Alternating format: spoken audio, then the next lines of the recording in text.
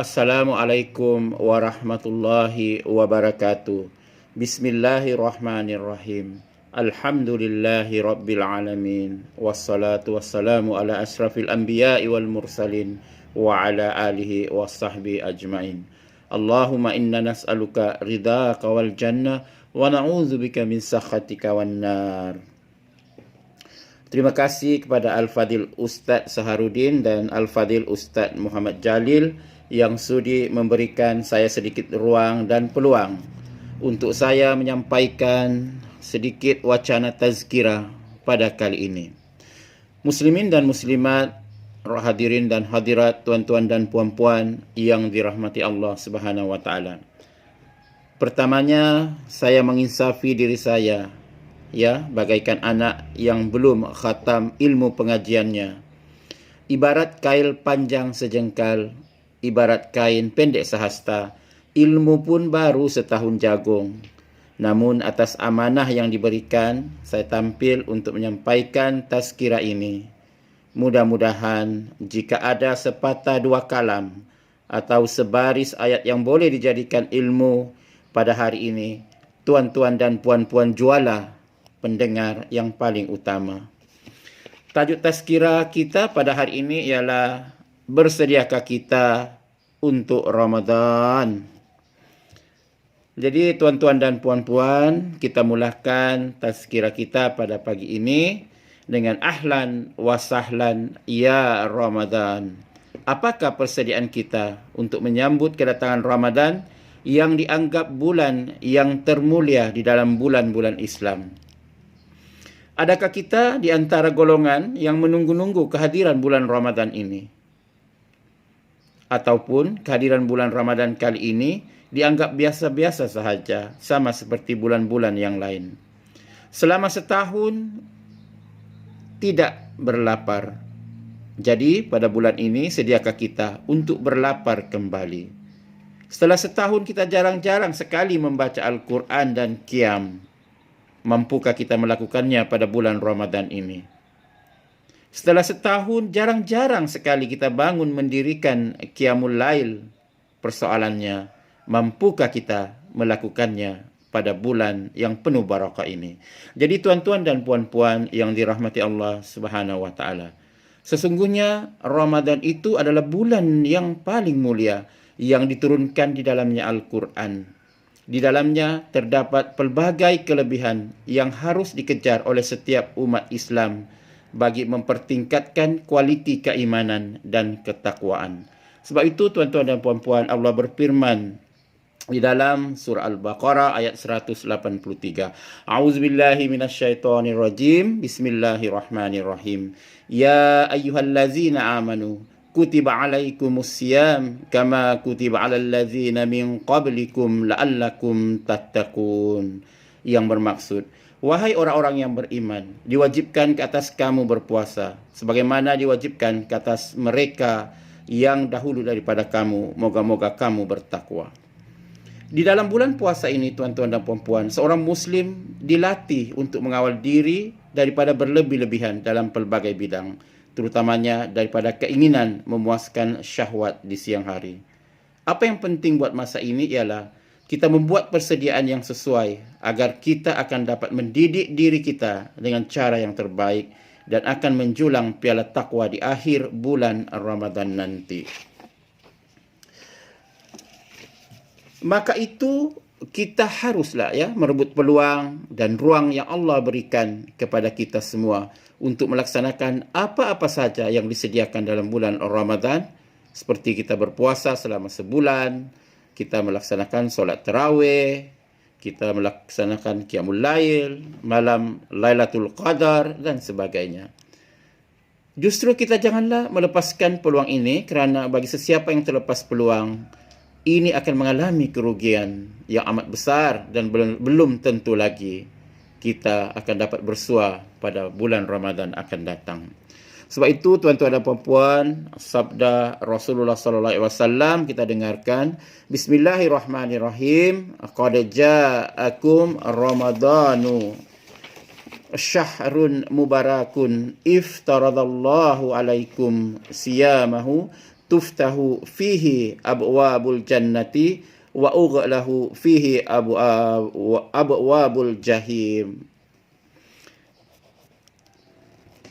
Sabda Rasulullah SAW yang membawa maksud, telah datang kepada kalian bulan Ramadan, bulan yang penuh keberkatan.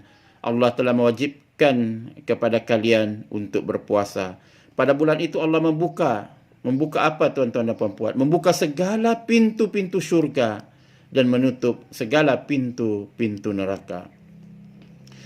Mari kita lihat apakah persediaan ataupun apakah 4 perkara penting untuk kita menyambut bulan Ramadan ini. Yang pertama ialah kita sentiasa berdoa kepada Allah Subhanahu wa taala agar diberikan kesempatan kepada kita untuk bertemu dengan bulan Ramadan dalam keadaan yang sihat, sejahtera Apabila tubuh badan kita dalam keadaan sihat sejahtera, kita akan dapat melaksanakan ibadah dengan penuh sempurna, baik ibadah berpuasa, solat tarawih, tilawah dan sebagainya.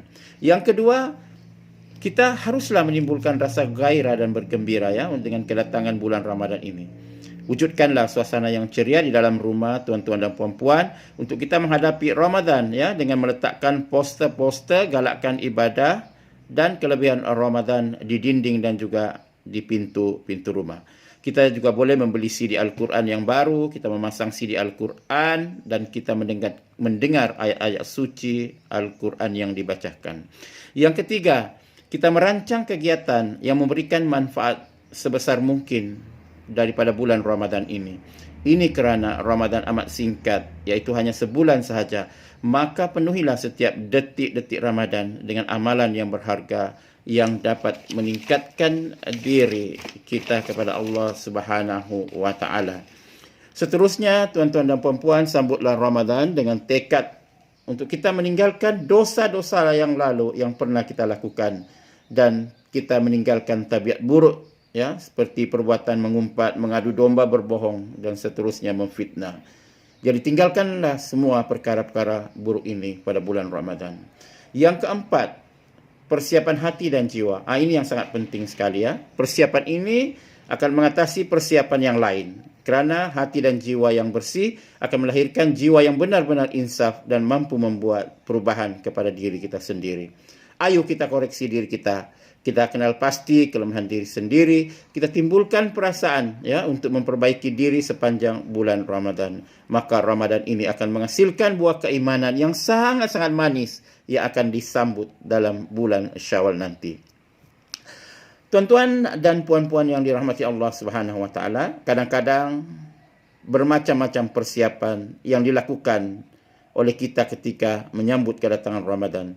Tetapi ia hanyalah persiapan adat dan budaya yang disambut pada setiap tahun. Ada yang bersedia menyambut Ramadan dengan amalan more, makan nasi bubur lambuk, makanan yang hanya ada pada bulan Ramadan ini. Jadi persiapan diri untuk menghayati kewajipan agama yang lain seperti solat, sedekah, membaca Al-Quran dan sebagainya jarang ataupun tidak pernah terlintas di dalam hati kita. Justru memasuki bulan Ramadan tanpa persediaan keimanan di dalam jiwa, kita anggap seperti puasa kanak-kanak yang hanya berniat dan menahan lapar dan dahaga. Kanak-kanak ini mereka gembira mereka gembira mendapat makanan ketika berbuka dan selepas itu bermain. Ianya sangat-sangat rugi kerana tidak diisi perkara yang mendatangkan kebaikan. Kerana puasa Ramadan adalah puasa di mana ganjaran pahala telah dijanjikan oleh Allah Subhanahu wa taala. Pada sudut yang lain, ada juga keadaan yang kanak-kanak itu lebih baik amalannya daripada orang dewasa. Kanak-kanak ini komited melakukan solat tarawih berbanding dengan segelintir orang dewasa yang selalu culas. Kalau kita tidak malu dengan Allah, tuan-tuan dan puan-puan, malulah dengan kanak-kanak yang baru berumur 7 tahun. Sedangkan ada orang dewasa yang sudah berumur 27 tahun atau 37 tahun, malah ada 47 tahun, tetapi sangat liat untuk beribadah kepada Allah Subhanahu wa taala. Hadirin yang dirahmati Allah Subhanahu wa taala, kesimpulannya, permulaan yang baik itu datang dari jiwa yang baik. Kita mesti sentiasa dan merebut peluang ini dengan semaksimum mungkin.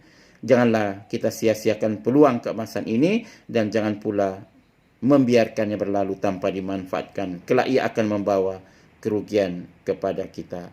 Hadirin yang dihormati Allah Subhanahu wa taala serta hadirin yang sama-sama mendengar tazkirah pada pagi ini, semoga apa yang disampaikan oleh saya ini sedikit sebanyak membawa ataupun memberikan kita satu ilmu ataupun suatu manfaat yang besar kepada kita, terutama sekali dalam meningkatkan keimanan dan ketakwaan kita kepada Maha Pencipta Allah Subhanahu wa taala.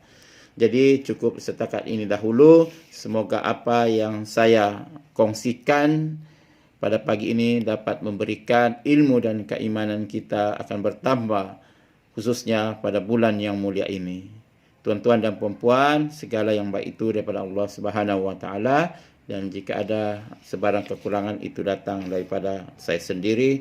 Hakikatnya semuanya datang daripada Allah Subhanahu wa taala. Sekian, wabillahi taufiq wal hidayah. Assalamualaikum warahmatullahi wabarakatuh.